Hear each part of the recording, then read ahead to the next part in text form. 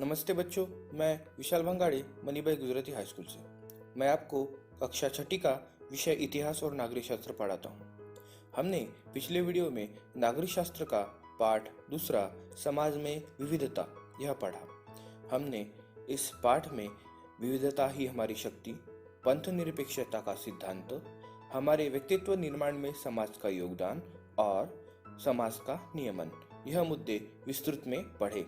अभी इस वीडियो में हम इस पाठ का स्वाध्याय सॉल्व कैसे करें इस पे चर्चा करेंगे। चलिए पहला प्रश्न देखते हैं। पहला प्रश्न है, रिक्त स्थानों में उचित शब्द लिखो। पहला रिक्त स्थान है, विभिन्न समूहों के साथ मिलजुल कर रहना अर्थात सह अस्तित्व अनुभव करना है। दूसरा है, संसार में भारत एक महत्वपूर्ण पंथ निरपेक्ष राष्ट्र है।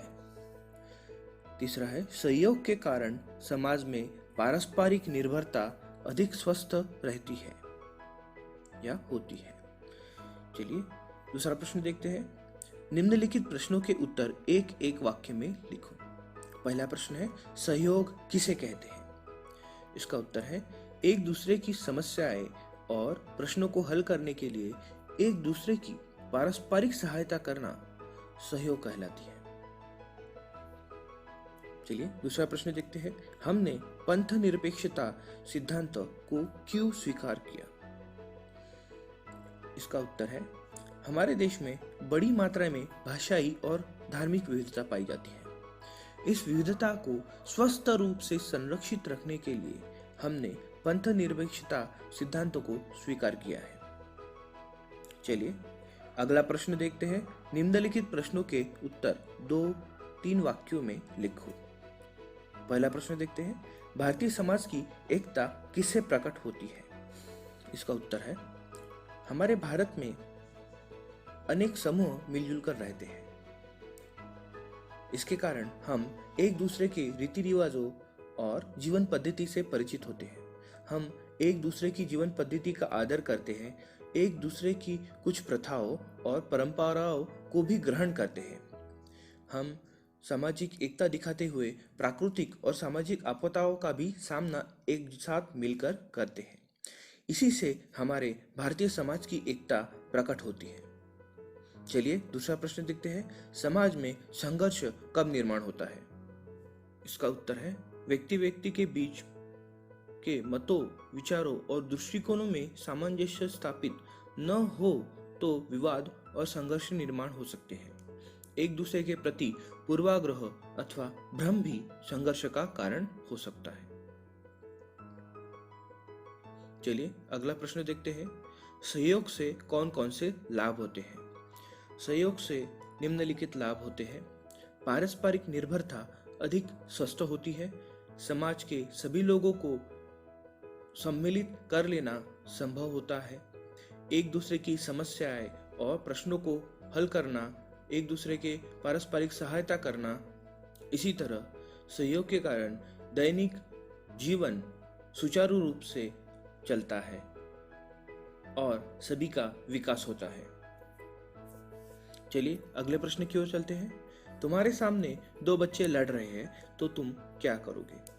तो बच्चों, हमें इसका प्रश्न अपने मन से लिखना है। आप क्या करोगे? मैं आपको एक उदाहरण के तौर पर इसका जवाब देता हूँ।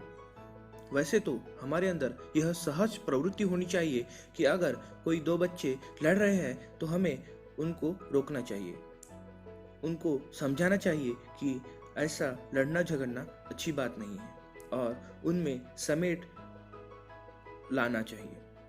हमें उनको समझा बुझाकर एक दूसरे से दोस्ती करने के लिए प्रवृत्त करना चाहिए।